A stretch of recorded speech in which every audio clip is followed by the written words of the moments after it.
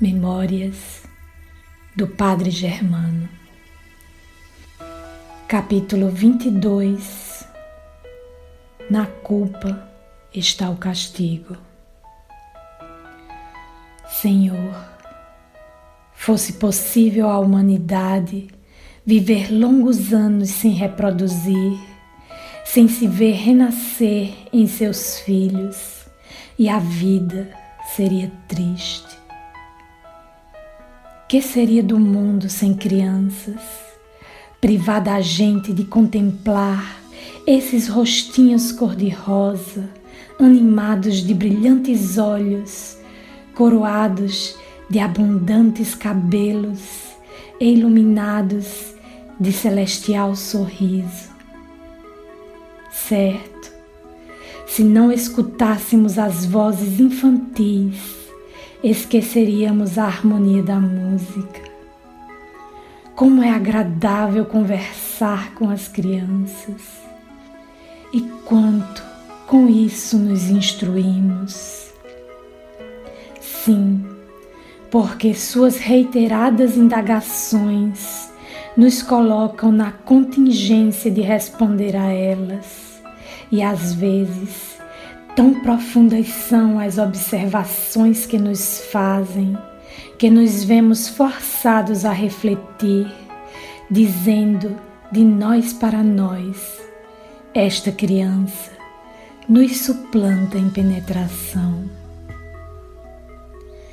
E como o amor próprio nos domina, como não queremos se diga que uma criança sabe mais que nós, eis que nos damos pressa em estudar o assunto sobre o qual fomos interrogados para nos fazermos de mestre. Os meninos sempre foram para mim um incentivo. A eles devo meus mais profundos estudos de geologia, mineralogia, agricultura, horticultura e floricultura. Uma vez que por suas incessantes perguntas eu me animava a interrogar, por minha vez, a natureza. Muito tenho amado e amo ainda as crianças, e este amor tem sua razão de ser. Sim, como vivi tão só, por que foram tão amargos os primeiros anos da minha vida? Essa lembrança jamais se me apagou da mente. Ainda me vejo sentado à beira-mar, olhando céus e águas, sem que mão carinhosa viesse buscar-me, mas indo antes, eu mesmo, ao encontro dos pescadores, para que me dessem uma côdea de pão negro. Sabendo quanto as crianças invejam os seres felizes, procurei sempre ser o pai carinhoso de todos os pequenos, fossem órfãos ou daqueles a quem a rudeza da família não faculta essa ternura, esse carinho, em suma, que faz a felicidade dos que se estreitam na vida. A meu lado, jamais consenti sofresse qualquer criança. Também por isso, sempre me vi cercado de rapazitos que foram e são ainda hoje a minha escolta. Os habitantes dos povoados convizinhos, quando veem muitos meninos reunidos, dizem sorrindo: o Padre Germano não deve andar longe. E não o estou efetivamente. Os mendigos e as crianças são os meus melhores amigos. Quando estas avistam um pedinte, vêm prestos procurar-me, seguidas de sutão. E ao vê-los, não necessito fazer-lhes perguntas, pois já sei que um desgraçado qualquer reclama assistência e apenas lhes digo: guiai-me, filhos meus. E como ficam eles satisfeitos quando assim me deixo conduzir. Pega-me um do braço, agarra-me outro pelo capote, e como se eu não conhecesse palmo a palmo as cercâneas da aldeia, ei-los a dizer-me: por aqui é mais perto, por ali é mais longe, adiante a passagem não é boa, enquanto sorrio dessas pregações infantis. É tão agradável sermos queridos, principalmente por almas boas. Boas, repito, porque na verdade há poucas crianças malvadas. A ambição, a profunda avareza não despertam nos primeiros anos, e as demais paixões que amesquinham o homem também só se desenrolam na juventude.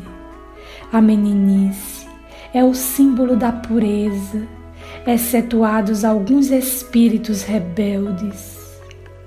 As crianças, na sua generalidade, são as formosas flores da vida. O delicado aroma de suas almas purifica a atmosfera deste mundo, infeccionada pelos vícios e crimes dos homens. As horas mais tranquilas da existência devo-as aos meninos. Sua terna confiança dava-me alento no sacrifício em prol da humanidade.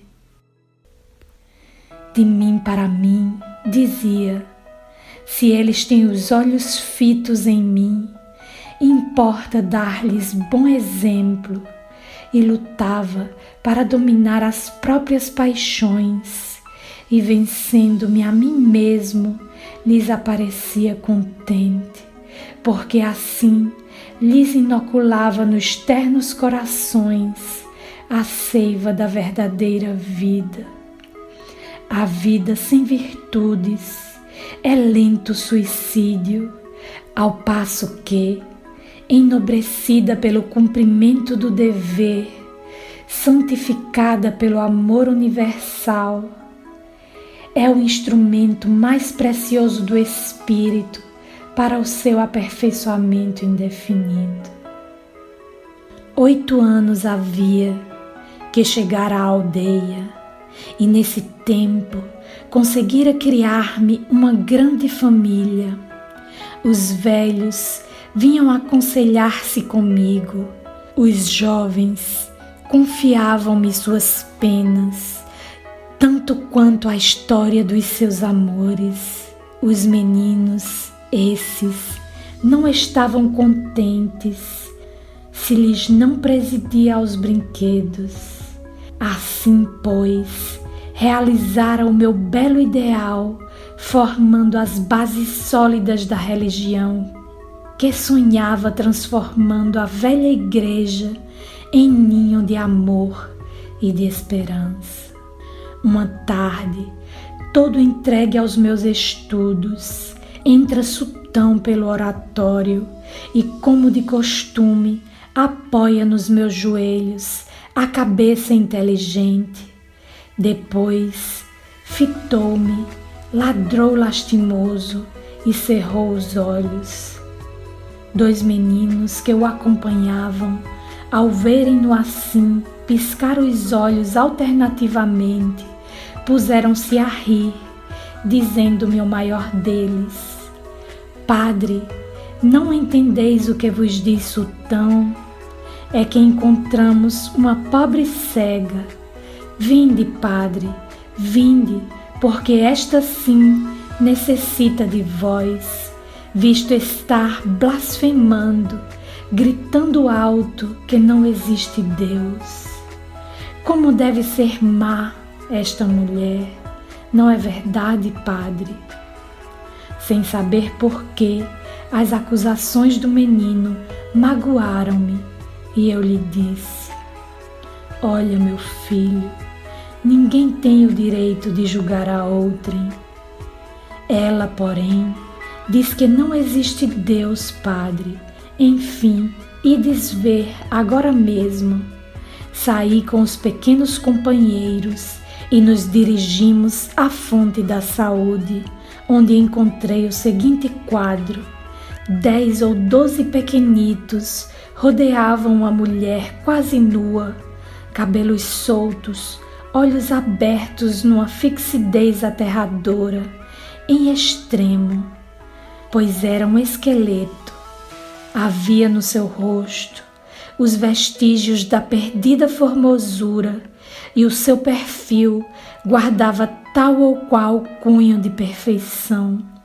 Fitei-a atento e como que em outra voz me segredava ao ouvido: repara bem, não te lembras? Volve ao passado. Mentalmente, invocava as minhas recordações, enquanto a voz continuava. Mais longe ainda, e fui retrocedendo até a pobre choupana dos primeiros anos de vida. Aqui? Perguntei. Devo deter-me aqui?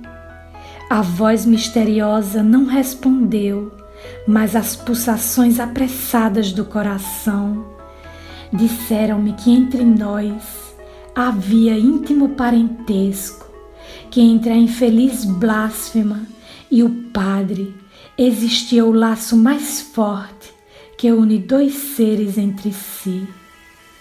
Sim, eu era carne da sua carne e osso dos seus ossos.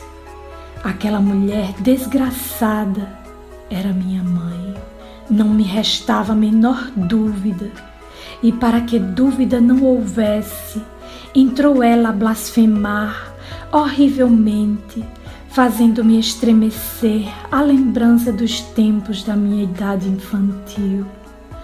Sem poder dominar-me, convulso tremor se apoderou do meu corpo, e lágrimas de fogos afluíram-me aos olhos para refluírem depois, quais lavas candentes, ao próprio coração.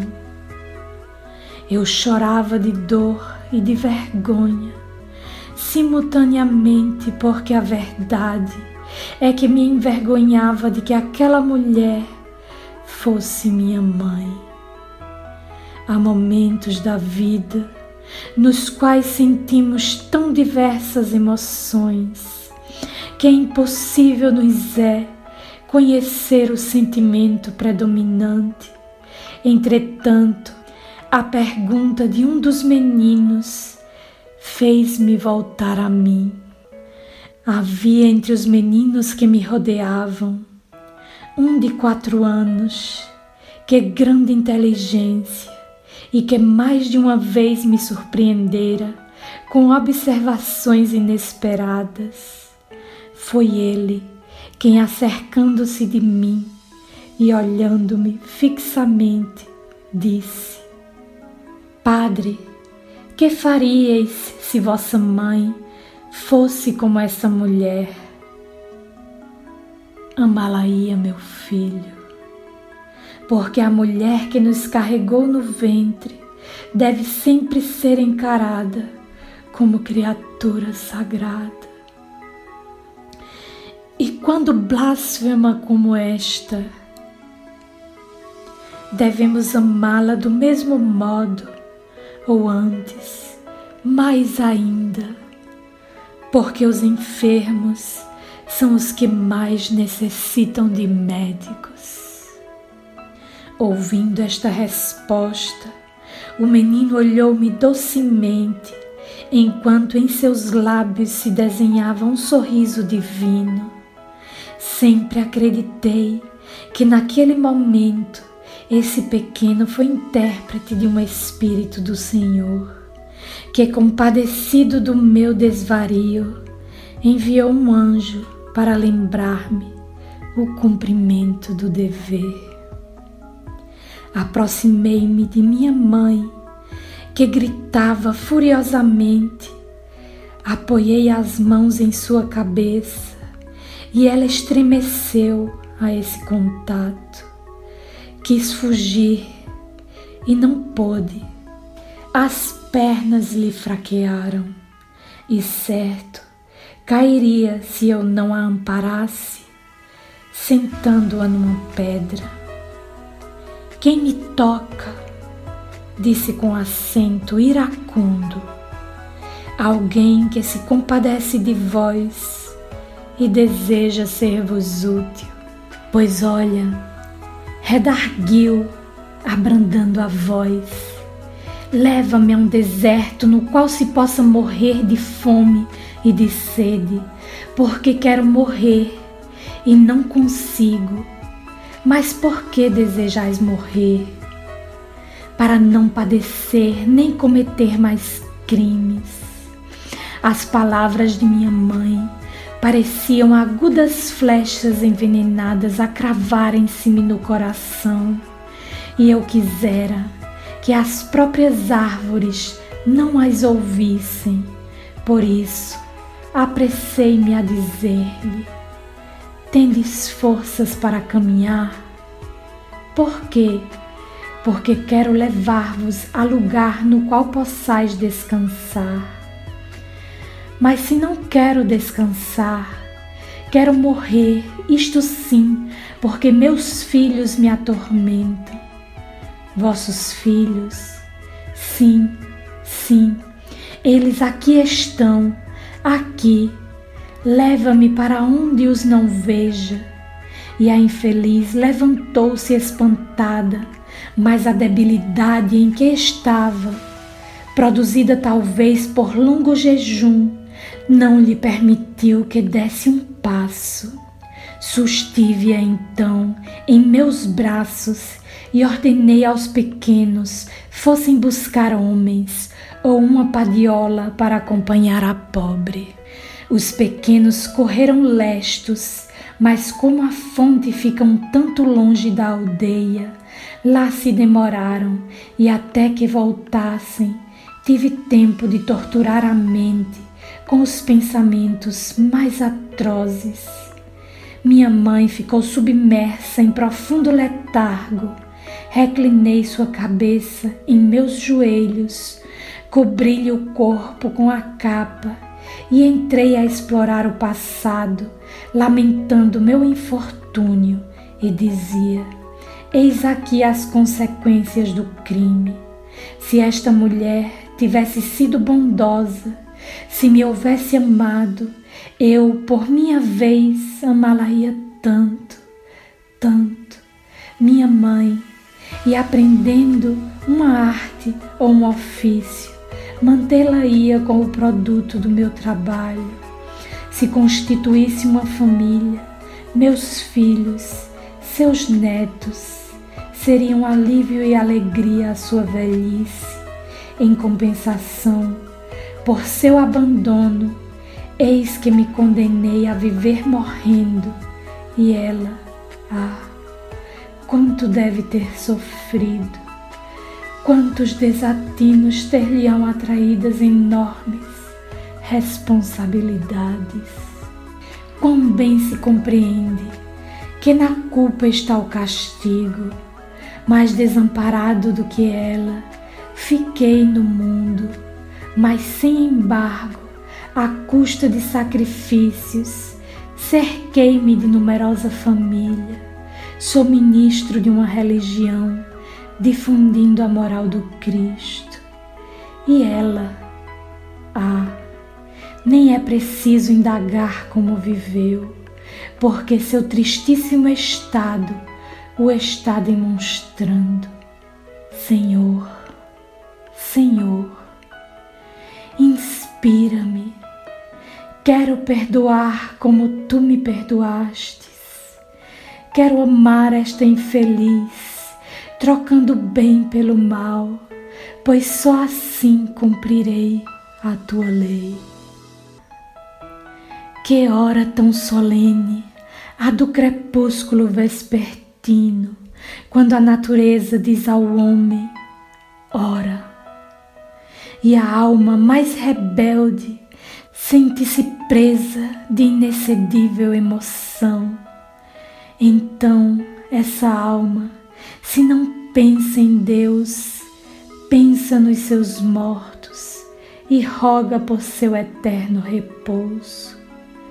Voltaram finalmente os meninos, acompanhados de vários homens, que conduziram minha mãe à aldeia e levaram-na para uma casa que servia de hospedaria aos mendigos, como de hospital aos enfermos, principalmente mulheres, pois os homens se hospedavam no presbitério e no meu oratório, onde jamais permiti permanecesse mulher alguma. Ao fim de 15 dias, minha mãe parecia outra. O corpo perfeitamente limpo estava bem abrigado. Os cabelos emaranhados passaram a ser cuidadosamente penteados e recolhidos. Em alva coifa, mais alva que a neve, bem alimentada, gozava tranquilo repouso, pois que às vezes se exasperasse e pedisse que a levassem a um deserto, a fim de sucumbir à fome e à sede. As boas mulheres que cuidavam das enfermas falaram-lhe provavelmente muito bem de mim e tê-la-iam aconselhado a fazer uma confissão geral para descarrego de consciência, visto como certa manhã entrou na igreja guiada por um menino, pedindo-me que a escutasse. Conduzindo-a aos meus aposentos, fi-la sentar-se na minha cadeira e dei-lhe a palavra. Tenho medo de falar. Por quê? Porque fui muito má, e se souberdes quem sou, me expulsareis daqui. Ora, eu, conquanto ainda deseje às vezes morrer, encontro-me agora tão bem que temo perder este abrigo. Havia tanto tempo que não dormia sob um teto. Como eu sofria ouvindo-lhe aquelas palavras. Não obstante, acalmei-me e disse: não temais perder a franca hospitalidade aqui encontrada. Como sacerdote, tenho sagrada obrigação de amparar os desvalidos, e ninguém mais desvalido que um cego, quando, como vós, reúne em si a cegueira do corpo e a cegueira da alma. Juro-vos, pois, que enquanto na terra jamais sofrereis fome nem sede, falai, portanto, sem receio. E ela, minha mãe, falou. Seu relato foi tão horrível que ainda agora, passado muito tempo, é tal a minha impressão que não posso transcrevê-lo. Direi apenas que tive 10 irmãos, todos enjeitados, uns ao nascerem, outros quando mal podiam andar, sendo eu de todos o mais afortunado. Sabedor de que outros seres haviam dormido na mesma mansarda máter, onde passei as primeiras horas de vida, tratei de ver se conseguia encontrar alguns deles, mas tudo foi inútil, porque minha mãe não recordava lugares nem fatos. A única coisa que se lembrava era do meu nascimento, como se a providência quisesse apresentar-me todas as provas tendentes a convencer-me de que aquela infeliz era de fato minha mãe. E ao falar de mim, acrescentava: Chamava-se Germano, como vós. Que terá sido feito dele? Pobrezinho, era muito humilde e paciente. Mesmo com fome, jamais me pedia pão. Não era rancoroso nem vingativo. E eu, se o maltratava, era somente porque o não amava.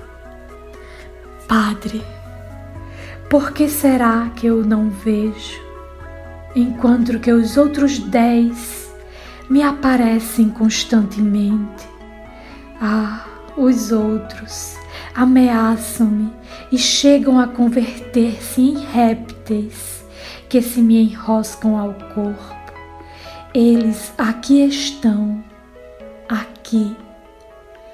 E começou a chorar tão profundamente, tão desconsoladoramente, a dar gritos lancinantes que me despedaçavam o coração. O mais que pude fazer foi aconchegar sua cabeça ao meu peito, chorando com ela. Ter-lhe-ia dito: abraça-me, pois sou teu filho. Mas não só temi proporcionar-lhe emoção demasiado violenta, como atendi a uma voz longínqua que me dizia: espera, espera. E esperei. Que luta horrível sustentei nesses poucos meses. Coloquei minha mãe em casa de uns aldeães que a tratavam com o maior carinho e onde afinal ela, uma vez boa e forte, começou a cometer abusos que se tornaram pedra de escândalo para os morigerados habitantes da aldeia. Embriagava-se diariamente e cometia outros excessos, pervertendo vários rapazes. Os velhos vinham relatar-me aqueles desmandos, jamais vistos na localidade. Eu admoestava minha mãe, sem atrever-me, contudo, a falar-lhe com rispidez, embora seu espírito fosse daqueles que necessitam de látego para obedecer. Quando lhe falava com ternura, seu viciadíssimo pensamento interpretava minha tolerância do modo mais fatal, e eu, vendo aquele ser tão impuro, chegava a despertar, murmurando para comigo: maldita, maldita a hora em que adormeci no teu ventre. Mas logo em seguida, arrependido, a chorar como criança, dizia: perdoa, Senhor, pois quando me deste por mãe, impuseste-me a obrigação de respeitá-la, protegê-la, acariciá-la. É minha mãe e não tenho o direito de a repreender. Admoestava assim, com a maior doçura. Ela escutava-me e às vezes se lograva comovê-la. Chorava, chamando-me seu filho Germano. Um dia, aproveitando seu enternecimento, dei-lhe a entender que sabia alguma coisa do seu filho e inventei uma história na qual ele entrava como tendo sido meu companheiro, sacerdote também como eu, e prometendo-lhe que se corrigisse, poderia ainda estreitá-lo em seus braços. Essa promessa, a princípio, deu resultado favorável, parecendo que algo ainda falava ao seu coração, tanto que me abraçou e prometeu não mais embriagar-se. Não tardou, porém, espírito dominado pelos mais grosseiros instintos, vou ver a mais espantosa e escandalosa degradação, a ponto de até as crianças fazer propostas indecorosas. Minha inusitada tolerância a todos causava profunda surpresa, visto que todos estavam habituados à minha severidade e retidão. Minha mãe tornou-se por sua imoralidade tão odiosa que cheguei a compreender perfeitamente o receio com que me olhavam os meus paroquianos, supondo-me ligado àquela desgraçada por um afeto menos puro. Que luta minha nesses dias! Havia momentos nos quais me decidi a proclamar em voz alta: esta mulher é minha mãe e por isso não posso tratá-la com severidade. Mas via, logo após desfeito meu trabalho de 8 anos atrás, para se impor à gente, às multidões, preciso é apresentar-se superior a elas, e quando essa superioridade desaparece, inútil se torna quanto se faz. Depois, considerava que, embora continuassem a amar-me e respeitar-me, embora tolerassem e se compadecessem mesmo de minha mãe, em consideração à minha pessoa, eu lhes propinaria, com os vícios desta, um mau exemplo. Poderei tolerar os abusos de minha mãe, mas não tenho o direito de, com eles, mortificar nem escandalizar os demais. O homem é escravo de seus semelhantes, não de suas afeições exclusivas. Os habitantes desta pequena aldeia são a minha família espiritual. Meu dever é velar por sua tranquilidade. Se minha mão direita lhes dá escândalo, cumpre-me cortá-la, visto como, entre a torpe satisfação de um indivíduo e a tranquilidade de muitos, deve preferir-se a maior soma de bem. O homem jamais deve pensar em si mesmo para pensar no seu próximo. Sinto-me fraco para corrigir minha mãe. Quando ela me fala, meu coração pulsa com mais violência, mais desespero, porque a pressinto capaz de tudo cometer, até um incesto, visto como, ao falar-me do filho, sempre me pergunta algo que me causa lástima. Que desgraça a minha! Por fim, não tive remédio senão escrever a um sacerdote amigo, a cujo cargo estava a enfermaria de uma associação religiosa, a fim de minha mãe ser ali internada e sujeitar-se, como doente que era, a um regime curativo, único meio de lhe dominar os vícios. Quando ela soube que tinha de abandonar a aldeia para internar-se numa casa de saúde, exasperou-se. Consegui, porém, acalmá-la, falando-lhe do seu filho Germano, e assim foi que, seguida de 6 homens, deixou a aldeia, montada em mansa égua, puxada por destro e vigoroso aldeão. Segui a comitiva até a fonte da saúde, e ali me deixei ficar entregue por largo tempo em profunda meditação. Toda a minha vida havia suspirado por minha mãe. Eis que chego a encontrá-la, e ela, por seus vícios e desordenada libertinagem, me impede tê-la junto de mim. Foi o espírito mais rebelde que conheci. Dominei homens cujos instintos sanguinários atingiram a mais inconcebível crueldade. Mulheres depravadas tremeram diante de mim.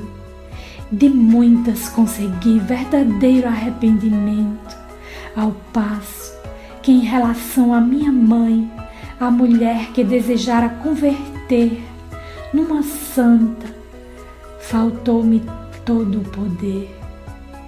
Castigo, se tive essa orgulhosa presunção, justa e merecida foi a minha humilhação. E que dolorosa humilhação! Deus meu, mas não é isto. Sempre reconheci minha pequenez. Ao ver minha mãe, não me lembrei de que aos 5 anos me abandonara. Antes, esqueci seus maus tratos e disse: foi esta mulher que me deu o primeiro alimento. E quando pequenito, quando comecei a sorrir, beijou-me, talvez, dizendo: como és formoso, meu filho.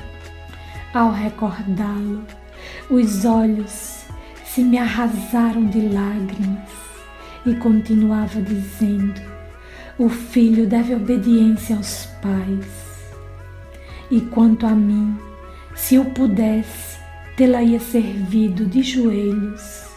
Às vezes, ela vinha embriagada e eu, a quem tanto repugnava tal vício, vendo-a, dava-lhe um calmante, tratava de extinguir os vestígios do seu excesso e dizia-lhe em tom súplice: prometei-me que não mais o fareis. Ah, ela não compreendeu que eu era seu filho, porque estava cega.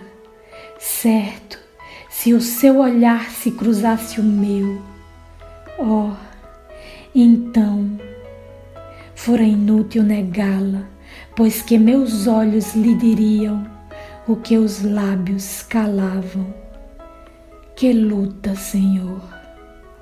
Depois de muitos dias, volveram os aldeães. Ao vê-los, pressenti logo uma desgraça, porque se me apresentavam graves, silenciosos. O mais velho apressou-se a dizer: Padre, vossa mercê já nos conhece e sabe que as suas ordens são para nós preceitos de santa fé. É claro, pois, que zelamos a pobre cega como se fosse nossa filha. Íamos com 10 dias de viagem, quando uma tarde fizemos alto num desfiladeiro para descansar um momento. E coisa rara, a égua Corinda, mansa como um cordeiro, levantou-se nas patas, deu um arranco, rebentou as rédeas e disparou a galope cerrado, saltando barrancos e precipícios, enquanto a cega, segurando-lhe as crinas, mais a fustigava. Corremos, também nós, mas depressa nos convencemos da inutilidade desse esforço, porque animal e cavaleira sumiram-se em menos tempo do que o empregado agora para vos dizer. Ainda passamos 4 dias naquelas brenhas, mas como impossível é descer a tais abismos, nem sequer podemos encontrar os despojos. Vossa mercê diz que não existe o diabo, mas isto que nos sucedeu parece obra dele. Nada tive para responder a essa narrativa. A dor e o remorso gelaram-me os lábios e levaram-me à cama, entre a vida e a morte. por muitos dias. E dizia: se tivesse aqui ficado, talvez não morresse. Mas por outro lado, via que isso era de todo impossível, visto como o homem que se consagra ao sacerdócio tem a obrigação de velar por aqueles que se colocam sob a sua proteção. Deve, outro sim, consagrar-se ao bem, ao desenvolvimento de todas as virtudes, evitando tudo quanto possa tornar-se pernicioso à sua grande família. Acaso um pai não procura desviar os filhos das más companhias? Prostitutas há que encerram as filhas em conventos, evitando-lhes desse modo o contágio dos próprios vícios. Há bandidos que ocultam aos filhos o seu modo de vida para que eles possam ser homens de bem na sociedade. Se assim é, cumpri o meu dever sagrado, afastando da aldeia aquela que se constituíra pedra de escândalo, pervertendo moços e crianças. Entretanto, essa mulher era minha mãe.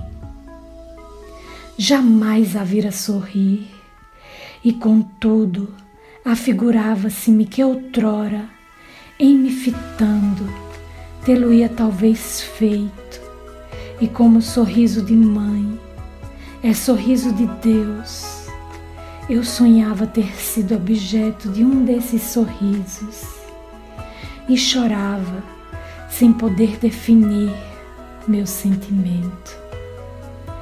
Profunda melancolia que me ficou desse episódio.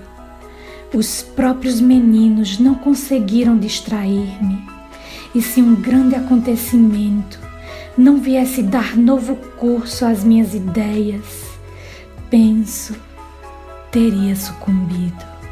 1 ano e meio depois da morte de minha mãe, conheci a menina pálida dos cabelos negros, a mesma que, quando pequenita, se esforçava por vir a mim, quando clamava: a minhas criancinhas, que são os limpos de coração.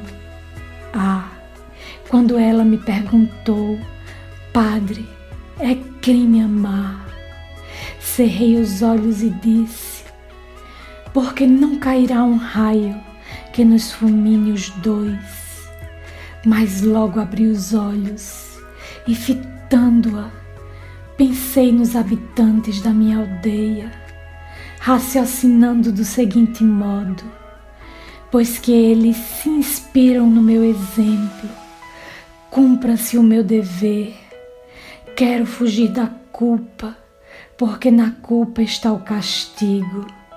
E graças a Deus, a minha família universal não teve, por essa vez, que se envergonhar do seu pároco. Sofri, lutei, despedacei o coração, mas venci, dominando as próprias paixões. Isto é, o que primeiro importa ao homem dominar.